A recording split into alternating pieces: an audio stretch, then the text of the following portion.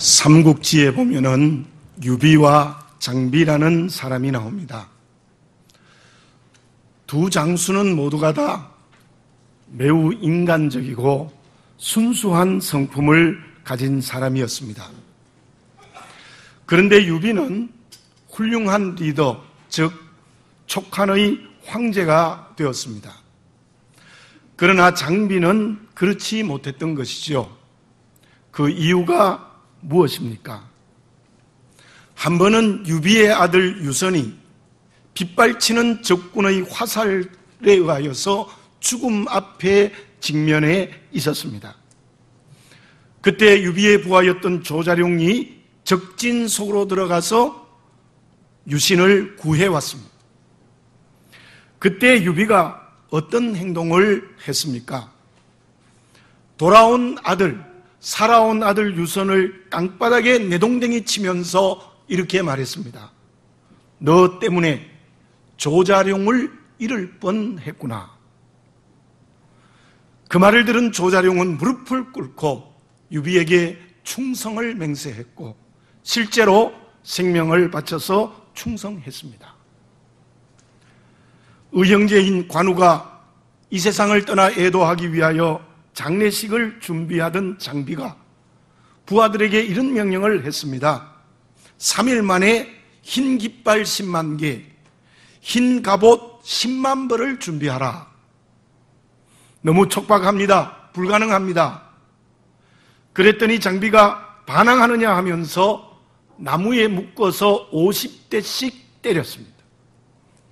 앙심을 품은 부하인 번강과 장달이 장비의 자는 틈을 타서 살해해버립니다. 비참한 최후를 마치는 것이지요. 우리가 삼국지를 읽어보면은 유비와 장비 두 사람은 매우 인간적이고 순수하지만 유비는 어떤 환경을 통하여서 자기 감정을 잘 조절했습니다. 그러므로 촉한의 황제가 되었던 것이지요. 그러나 장비에게 문제는 무엇인가 하면은 자기 감정을 조절하지 못해서 비참한 최후를 마치게 되었던 것입니다. 감정을 조절하고 관리하는 것은 믿음의 길을 걸어가는데 매우 중요합니다. 잘못된 감정이 하나님의 영광을 가리고 제대로 된 감정이 하나님께 영광이 되어집니다. 인간관계에도 말할 것이 없습니다. 오늘 본문의 말씀에 나타난 요나는 지난주일에 말씀드린 엘리야와 매우 비슷한 상황을 경험하고 있습니다. 엘리야가 왜 이세벨의 칼날 앞에서 절망하면서 저 남방 땅 로뎀나무 아래까지 가서 죽여달라고 절망의 몸부림을 쳤던 것입니까? 그 엘리야의 결정적 잘못은 갈멜산에서는 자기 감정이 하나님께 영광이 되었지만 이때는 자기 감정의 노예가 되어 감정을 제대로 관리하지 못했기 때문입니다. 요나를 다시 한번 봅시다.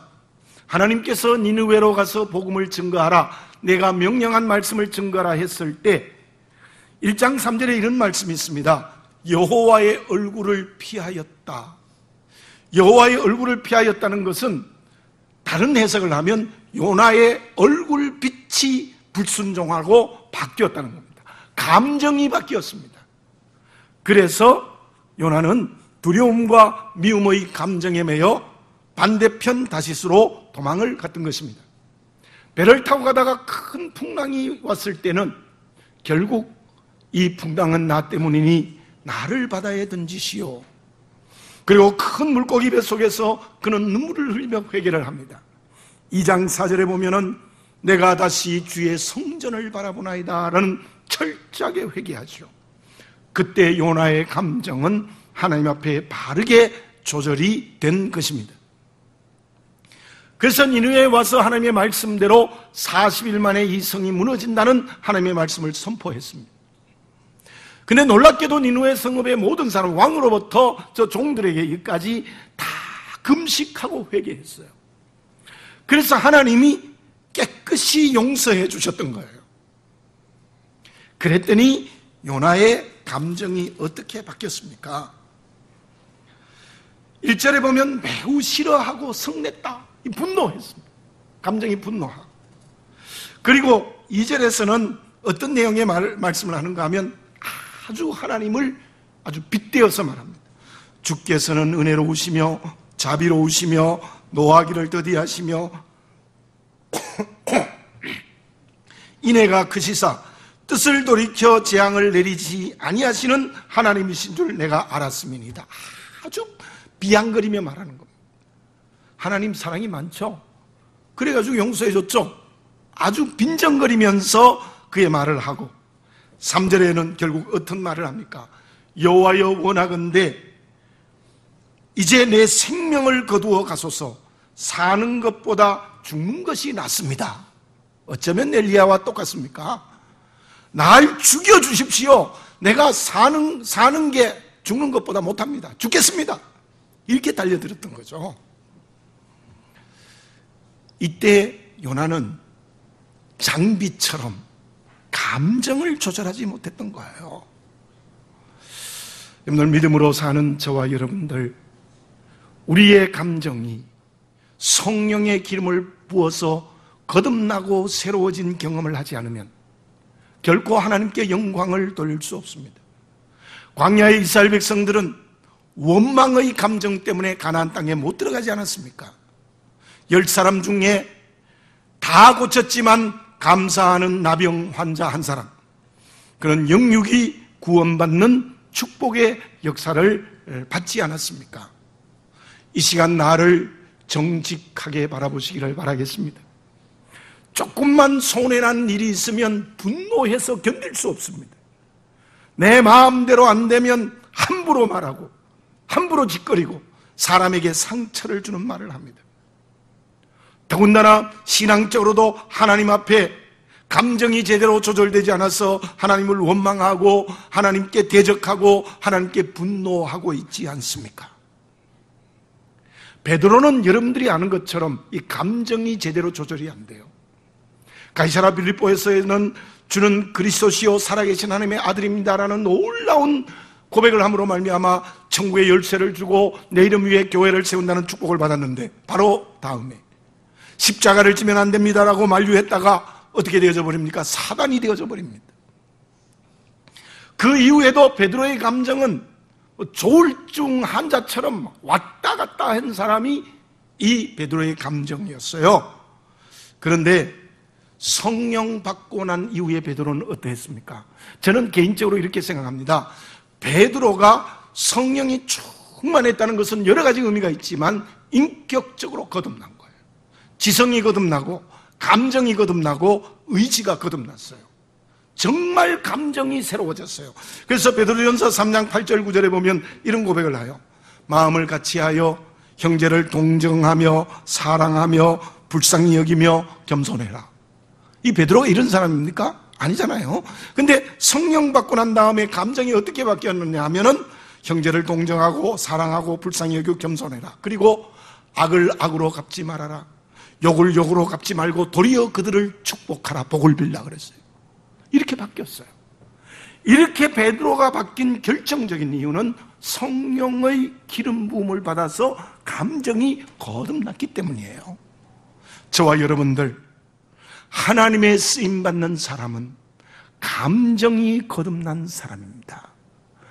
하나님의 말씀대로 사는 사람은 감정이 새로워진 사람입니다. 오늘 이 예배를 드리면서 저와 여러분들 모두가 다 우리의 감정이 거듭나고 변화되고 새로워지는 성령의 기름을 붓는 체험을 우리 모두가 해야 될 줄로 믿습니다. 그러면 요나의 감정이 무엇이 잘못되어서 하나님 앞에서 죽겠다고 아우성치고 있습니까? 우리가 어떤 감정을 가질 때 하나님 앞에 잘못되어지는 것입니까? 제 손자가 이제 7살입니다. 이번에 가서 한번 가게에, 장난감 가게에 가서 이제 로봇, 이 조립하는 거 있잖아요. 이 조립해서 하는 로봇을 사준다고 갔어요. 너 한번 골라봐라. 그랬더니 어떤 로봇을 딱 골랐어요. 그런데 엄마가 대뜸 이렇게 말합니다. 그 고른 로봇이 집에 있는 거예요. 지난번에 산 거야. 그래서 그건 집에 있으니까 다른 걸 골랐으면 좋겠다. 그러니까 안 된대. 기어코 이걸 사야 된대요. 몇 번 엄마와 신경이 하다가 드디어 가게 안에 울고 야단났어요. 나는 기어코 이거 사야 된다는 거예요. 졌습니다. 할아버지 할머니도 졌고 엄마도 졌습니다. 그래서 똑같은 것 사줘서 좋다고 그때는 또 웃고 자동차를 탔어요. 그래서 제가 우리 딸 보고 얘기했어요. 너 그 고집 너가 꺾지 않으면 어머니로서의 자격 없어. 그 고집 꺾어야 돼. 아빠는 그 고집 내가 이기는데, 벌 주고 해서 이기는데, 제가 한 보름쯤 있어 보니까 판판이 지는 것 같아요. 지는 것 같아요. 여러분들 어린아이의 고집에 치면 교육적으로 잘못됩니다. 그 아이는 이기적이 돼요. 자기 멋대로 하려고 하는 거예요. 그 고집을 꺾어야 돼요. 근데 제가 우리 김중기 목사 아들 태은이도 보니까 보통이나. 그것도 고집이 얼마나 센지요. 그래, 목사님 내인데 야단 맞았어요. 그래, 고집을 하도 부려서 목사님이 인상을 막 쓰고 이제 야단 치려고 딱 했대요. 그랬더니 태은이가 아빠 이렇게 자기 웃었대. 그러면 안 돼요. 그러면 안 돼. 내가 안 된다고 얘기했어. 요즘은 7살 또 고집이 세고 서너 살만 돼도 고집이 세요, 애들이요. 그 고집을 엄마나 아빠나 반드시 꺾어야 돼요. 그래야 교육적으로 그 아이가 다른 사람의 사정도 알고 그 이기적이 되지 않는 거죠. 그런데 오늘 본문의 말씀에 나타난 요나를 보면요, 하나님 앞에 고집 부리는 미운 7살이에요. 완전히 고집쟁이가 되어 있는 거죠. 니느웨 사람 전부는 멸망시켜야 된다는 것이 자기 고집이에요. 하나님이 아니야 해도 안 돼. 내 뜻대로 해야 되는 거예요. 이 니느웨 12만 명 모조리 죽어버려야 된다는 것이 바로 이 요나의 고집이었습니다. 5절을 보겠습니다. 요나가 성읍에서 나가서 그 성읍 동쪽에 앉아 거기서 자기를 위하여 초막을 짓고 그 성읍에 무슨 일이 일어나는가를 보려고 그 그늘 아래에 앉았더라. 자기를 위하여 초막을 지었어요. 하나님을 위하여 교회를 지은 게 아니고 자기를 위하여 초막을 딱 짓고는 하나님과 상관없어요. 그 그늘 아래에 앉아서는 저 니느웨가 멸망하나 멸망하지 않나 이렇게 쫙 보고 있었던 것이죠. 여러분, 그 초막은 어떤 초막입니까? 하나님께서는 회개를 들으시고 은혜로 용서하셨는데 자기는 용서 안 되는 거예요. 하나님이 잘못됐습니다. 제가 옳습니다. 이스라엘 백성의 원수이고 이스라엘 백성의 대적이고 이스라엘 백성의 고통을 주는 이 아시리아의 수도인 니느웨는 망해야 됩니다라는 게 그게 철저한 고집이었고 그 고집의 초막의 그늘 아래에 들어서 멸망하나 하고 보고 있었던 거죠. 그런데 하나님은 요나의 고집을 두고 보지 않습니다. 어떤 엄마 아빠처럼 아들에게 찌지 않아요. 하나님 전능하시잖아요. 그 고집을 꺾는 신앙적 교육이 오늘 본문 말씀에 있는 거예요. 6절을 보겠습니다. 하나님 여호와께서 박넝쿨을 예비하사 요나를 가리게 하셨으니 이는 그의 머리를 위하여 그늘이 지게 하며 그의 괴로움을 면하게 하려 하심이었더라. 요나가 박넝쿨로 말미암아 크게 기뻐하였더니. 그래서 하나님께서 은혜를 베풀어서 넓은 잎이 있는 박넝쿨을 쫙 만들어서 그 중동이 얼마나 덥습니까? 거기에다가 박넝쿨을 쫙 만들어 그늘을 지게 해줬어요. 그랬더니 너무너무 좋아하는 거예요. 애들 뭐 먹는 거 사주면 좋아하는 것처럼 크게 좋아한 거, 크게 기뻐했다. 크게 기뻐했어요. 7절에 보면 하나님이 벌레를 예비하사 이튿날 새벽에 그 박넝쿨을 갉아먹게 하심에 시드니라. 하나님께서 또 벌레를 준비하신 거예요. 새벽에다 싹 다 갉아먹게 해서 그늘이 딱 시들게 했어요. 그리고 햇빛이 확 올라오게 했어요. 8절에 보면 해가 뜰 때에 하나님이 뜨거운 동풍을 예비하셨고 해는 요나의 머리에 쪼임에 요나가 혼미하여 스스로 죽기를 구하며 이르되 사는 것보다 죽는 것이 낫다. 이 요나는 입만 벌리면 죽겠다는 거예요. 예. 또 동풍을 준비해가지고 막 뜨겁게 내리쬐니까 하나님 죽겠습니다. 어떻게 이럴 수 있습니까? 라고 죽는다고 소리 질렀어요. 그랬더니 9절에서 하나님이 어떻게 말씀하십니까?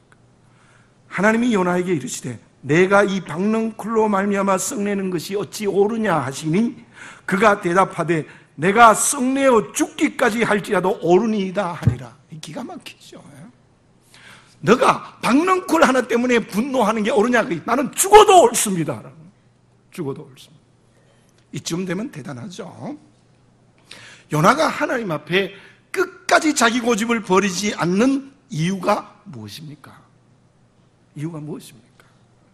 제가 여러분에게 여러 번 말씀드린 수로보니게 여인의 얘기를 다시 한번 하겠습니다.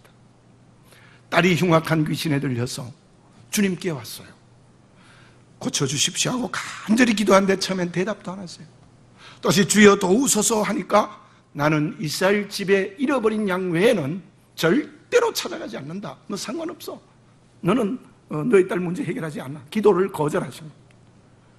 또다시 간절히 주여 나를 불쌍히 여기소서 했더니 주님이 드디어 이런 말씀을 하십니다. 자녀의 떡을 취하여 개들에게 던짐이 마땅하지 않다. 개라 그랬어요. 개는 이방인에게 쓰는 말이었어요. 그 당시의 문화에서. 이스라엘 백성의 택한 백성의 말씀의 능력을 너 이방인 개에게는 안 주겠다. 개는 욕입니다. 우리나라도 개라면 욕이잖아요. 그 여인의 모습을 한번 보십시오. 주여 옳습니다. 주님이 옳습니다. 그런데요, 개도 부스러기를 먹나이다. 여기에 이 수로보니게 여인과 요나는 완전히 반대예요. 그죠? 요나는 처음부터 죽겠다 해서 끝까지 죽겠다고 하나님께 달려드는 영적 고집쟁이고, 이 수로보니게 여인은 아니에요.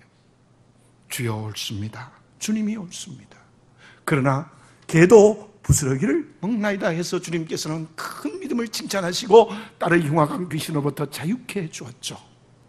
성전에 올라가는 세리의 기도와 바리새인의 기도를 한번 보십시오. 세리는 주여 나는 죄인입니다. 정말 울면서 죄를 고백했고, 바리새인은 어떻게 기도했습니까? 하나님 나는 너무나도 의롭게 살았습니다. 일주일에 2번씩 금식하고 매일 하루에 3번씩 금식하고 기도하고 구제했습니다. 하나님 나는 하나님 앞에 정말 올바르게 살았습니다. 그리고는 이런 말까지 합니다. 저기 있는 세리와는 같지 않습니다. 그때 하나님께서는 세리의 기도는 받으시고 바리새인의 기도는 받지 않았어요. 왜 그렇습니까? 바리새인은 자기의 의를 드러내고 있습니다. 내가 옳다고 말하는 영적 고집장이었던 것입니다. 저와 여러분, 오늘 여기서 우리가 분명히 해야 될 것이 있습니다.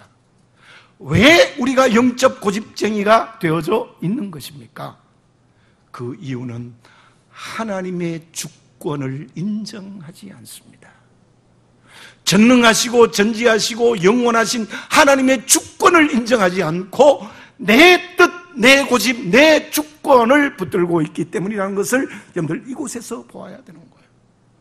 왜 영적 고집장이가 되어서 감정을 조절하지 못하고 하나님께 달려들고 이웃과의 관계를 깨뜨려버리는 겁니까?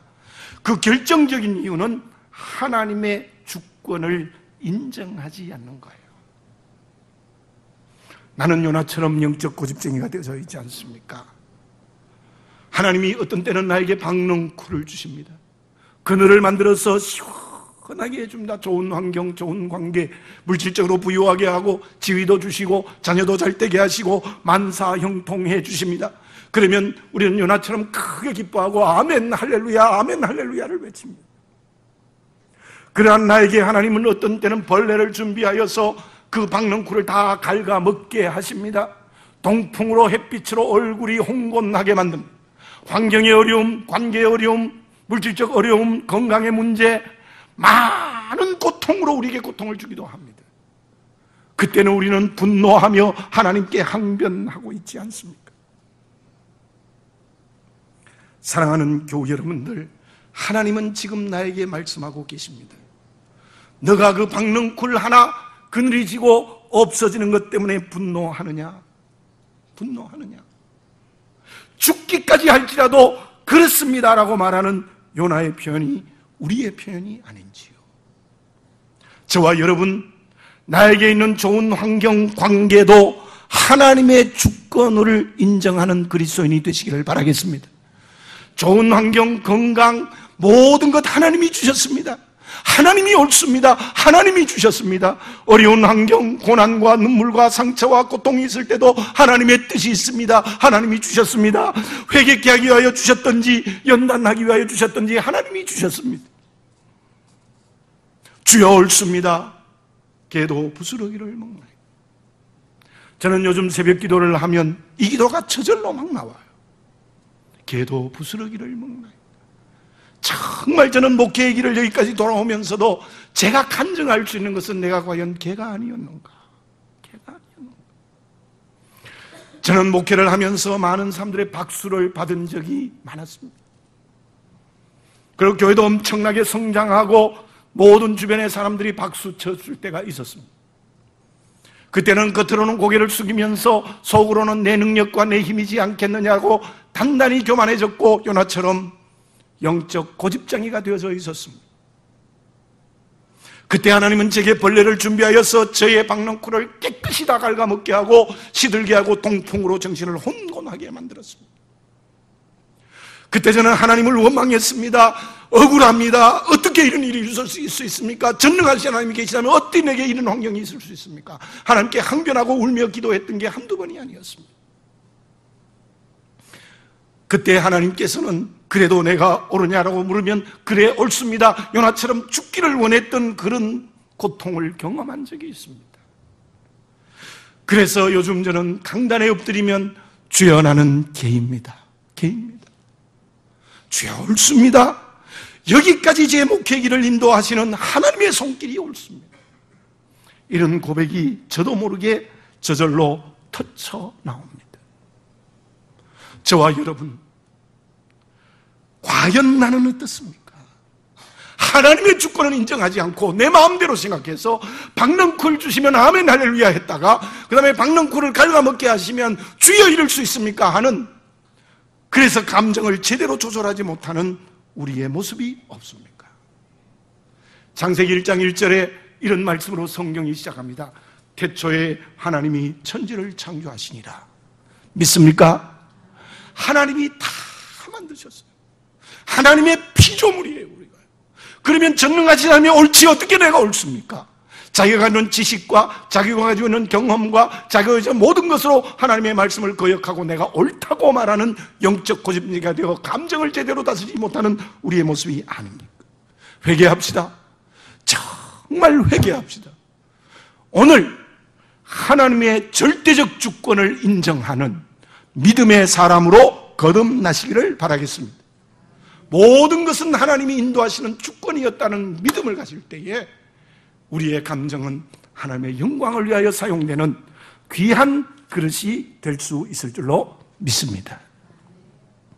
그러면 그 하나님의 주권의 구체적 내용이 본문의 말씀에 나타난 것에는 무엇입니까? 그 내용이 무엇입니까? 시애틀에 가면 레이니어 산이라고 있습니다. 해발 4,392m입니다. 거의 백두산보다 훨씬 더 높으죠. 그리고 가까운 오레곤에 있는 포틀랜드에 가면 훗산이라고 있는데 그 산도 3,429m니까 굉장히 높아요. 멀리서 보면 흰 모자를 쓰고 있는 것 같아요. 그러니까 하얀 눈이 이렇게 확 덮인 그런 산이죠. 이번에 그 두 산을 자동차로 올라갈 수 있는 곳까지 올라가 보았습니다. 이 정상이 바로 눈앞에 보이는 곳까지 올라갔어요. 제가 이번에 그 두 산을 가면서 느껴진 것이 있었습니다. 올라가면서 정말 울창한 나무들이 숲을 이루고 있습니다.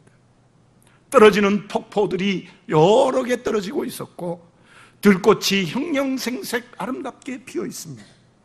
구름이 산 아래에 있는 것도 있었습니다. 스키장이 만들어져서 스키를 타는 사람도 있었고 아름다운 호수들도 있었습니다. 그리고 한 번은 그 후산에 보니까 사슴 한 마리가 한가롭게 풀을 뜯는 모습도 있었습니다.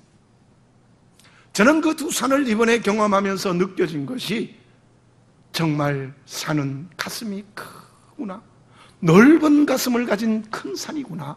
그 산에는 나무들도 폭포도 들꽃도 구름도 흰눈도 호수도 심지어 각종 동물들을 다 가슴에 안고 있는 넓은 가슴을 가진 산이구나라는 것을 느꼈어요. 우리 아버지 하나님의 가슴은 어떻겠습니까? 이 요나의 생각은 어떤 생각이나 할까? 한마디로 말하면 새 가슴이었고 옹졸한 가슴이에요. 무슨 말입니까? 이스라엘 백성만 구원받고 이스라엘 백성만 택함받아 구원받아야 된다는 새 가슴, 아주 좁은 옹졸한 가슴을 가지고 있었던 거죠. 근데 우리가 믿는 아버지 하나님의 가슴은 어떤 가슴이었겠습니까? 하나님은 천지를 창조하시고 모든 천지를 가슴에 품고 계십니다. 하나님은 이스라엘 백성들의 하나님만이 아닙니다. 창조 때부터 하나님은 전 인류를 가슴에 품고 계시는 하나님이십니다. 출애굽기 19장 5절에 보면은 모세가 시내산에서 하나님의 음성을 듣습니다. 이런 음성을 듣습니다. 세계가 다 내게 속하였나니. 이 세상 전부가 하나님의 가슴에 있다는 겁니다. 너희들만 너의 가슴에 있는 게 아니라 세상 모두가 하나님의 가슴에 있습니다. 그러면서 너희가 내 말을 잘 듣고 언약을 지키면 너희는 모든 민족 중에서 내 소유가 되고, 이 말씀의 의미가 무엇이냐면 이스라엘 너희들 택한 이유는 너희들을 통하여서 세계 사람을 구원코자 하시는 하나님의 뜻을 이미 시내산에서 계명을 주실 때에 말씀하신 것입니다. 하나님의 가슴은 너무 큽니다.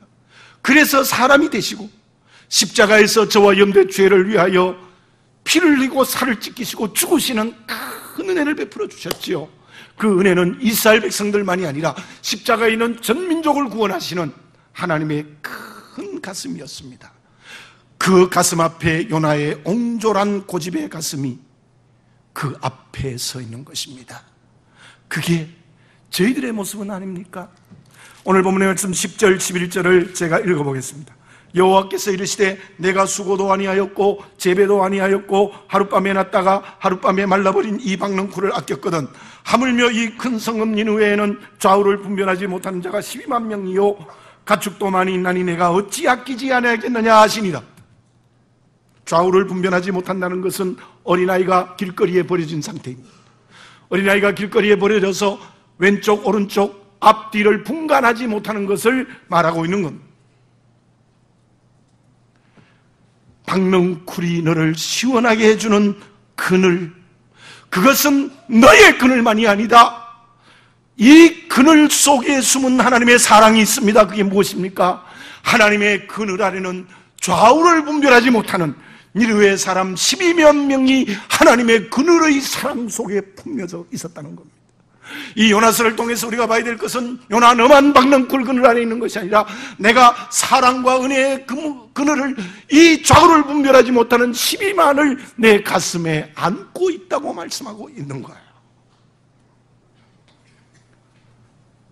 하나님의 그늘 아래에는 많은 사람들이 안겨 있습니다. 믿지 않는 사람들, 타종교를 가진 사람들, 하나님을 대적하는 사람들, 심지어 이단까지도 하나님의 가슴 속에 있습니다. 그것을 눈을 열어보시는 여러분들이 되시기를 바라겠습니다. 우리는 하나님의 가슴을 닮아야 됩니다. 하나님의 자녀이니까 하나님의 넓은 가슴, 하나님의 큰 가슴을 닮아야 됩니다. 주님의 큰 은혜의 가슴을 닮아가야 된다는 거예요. 그 사람이 사명을 감당할 수 있습니다. 그러나 제가 여러분에게 늘 말씀드린 것처럼 진리의 문제, 십자가의 은혜로 구원받는 문제만은 절대로 양보할 수 없습니다. 십자가의 은혜로 구원받는 것은 분명해야 되고 확실해야 되고 뿌리가 돼야 되고 절대로 양보할 수 없는 진리입니다. 이 진리의 문제가 아니면 여러분들의 치마폭을 넓혀서 모든 사람들을 가슴에 안는 하나님 아버지의 은혜의 사랑에 가슴을 닮아가는 우리 모두가 되어져야 될 줄로 믿습니다. 개인적인 관계도 그래요. 내가 미워하는 감정의 들보가 눈에 가리우면 하나님의 넓은 사랑의 가슴을 절대로 가지지 못하는 것입니다. 하나님이 나의 아버지입니까? 우리는 자녀로서 그 아버지의 가슴을 닮아가야 됩니다. 마치 예수님이 마태복음 13장 30절에서 32절에 나오는 계자씨의 비유처럼 작은 씨가 죽어서 땅에 묻혀서 가지와 줄기와 잎에 큰 나무가 되어 새가 공룡한 새들이 깃들이는 것처럼 내가 하나님 앞에 십자가의 은혜를 경험하고 내가 십자가에 못 박혀 죽는 경험을 함으로 말미암아 내 인생의 가슴에 수많은 사람들을 가슴에 안을 수 있는 사람이 되어야 된다는 거예요.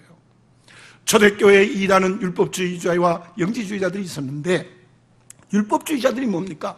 십자가의 은혜로만 구원이 있는데 할례로도 구원이 있다. 할례로도 구원이 있다는 것은 이스라엘 백성만 구원이 있다는 것을 끝까지 고집하는 거예요.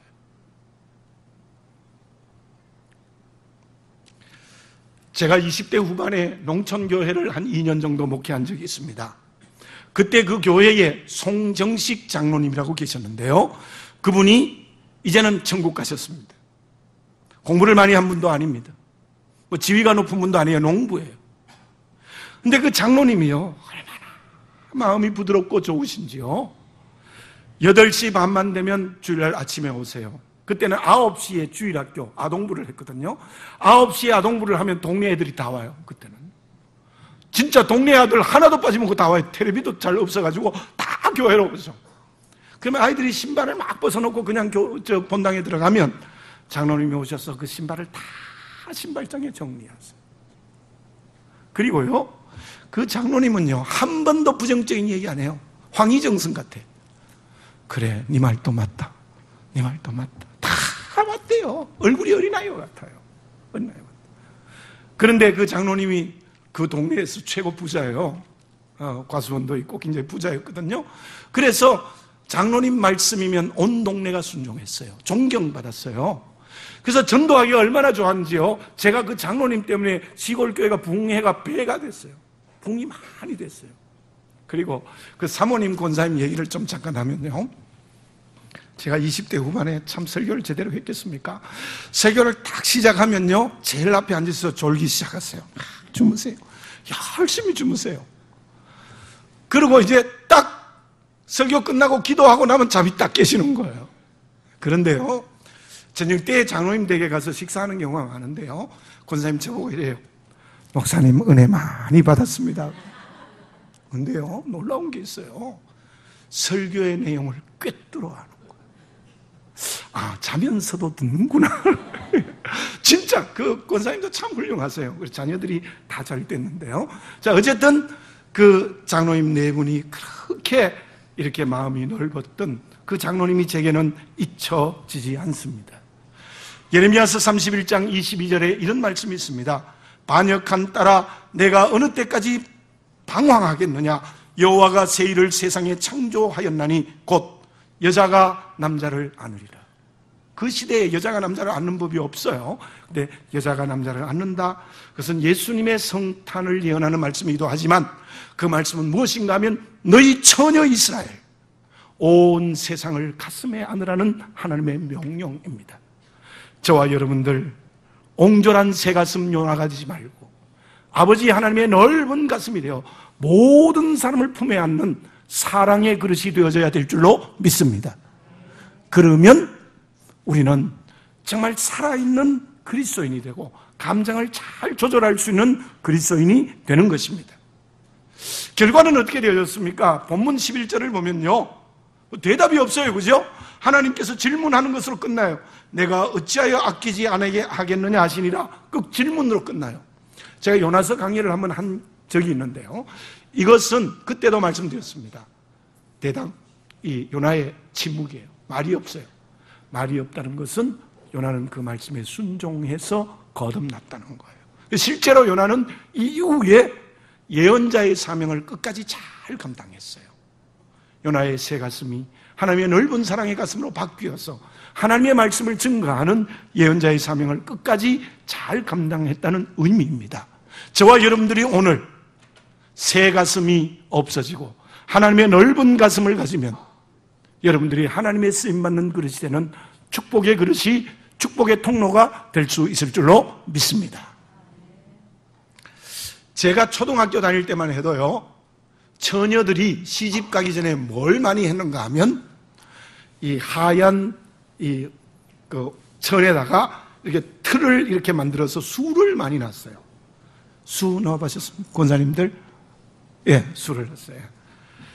각가지 색깔, 하얀색, 빨간색, 푸른색, 노란색, 모든 색깔로 수를 넣는데 그 수를 넣어서 베갯잎 만들고 이불 만들고 또 옷 가리개 만들고 해서 시집 갈 때 가지고 가는 거예요. 근데 얼마나 그 수를 잘 넣는지요. 하늘과 바다와 강과 땅과 구름과 달과 나무, 합 이런 걸 다 이렇게 놓잖아요. 그죠? 여러분, 우리의 인생은 내 것이 아닙니다. 우리의 모든 인생은 하나님이 내 인생의 수를 온갖 색깔로 여러 가지 모양으로 만드는 하나님의 수틀이 우리의 인생입니다. 믿으시기 바랍니다. 내 것이 아닌, 내 인생은 내가 만드는 게 아닌 내 인생은 하나님이 만드신 멋진 수틀이에요. 그러므로 그 하나님의 주권을 인정하는 믿음의 그릇이 되시기를 바라겠습니다. 그때 우리의 가슴은 넓은 가슴이 되고 우리의 감정이 잘 관리되어 하나님의 복음을 증거하는 주가 쓰시는 그릇이 될 수 있을 줄로 믿습니다. 기도드리겠습니다. 사랑하는 아버지 하나님, 감사합니다. 그냥 두었으면 죄로 죽었습니다. 이제도 은혜 베풀지 않으면 하나님께 반항하는 새 가슴으로 끝날 것입니다. 옹졸한 고집장이가 되어 초막을 짓고 그 그늘 아래 있을 것입니다. 아버지, 오늘 이 예배를 드리면서 성령으로 거듭나게 하여 주시옵소서. 새로워지게 하여 주시옵소서. 우리는 하나님의 주권을 인정하고 그러므로 말미암아 하나님의 넓은 가슴을 닮아 내 감정을 잘 하나님께 영광이 되는 것으로 관리하고 조절하여 이 땅의 구원의 백성, 이 땅에 하나님의 나라를 이루어가는 주의 그릇 되게 해 주시옵소서. 주여, 오늘 이 시간 영적 고집장이를 성령으로 버리고 하나님의 주권을 인정하여 살아가는 살아있는 믿음의 그릇 되게 하여 주시옵소서. 예수님의 이름으로 기도드립니다. 아멘.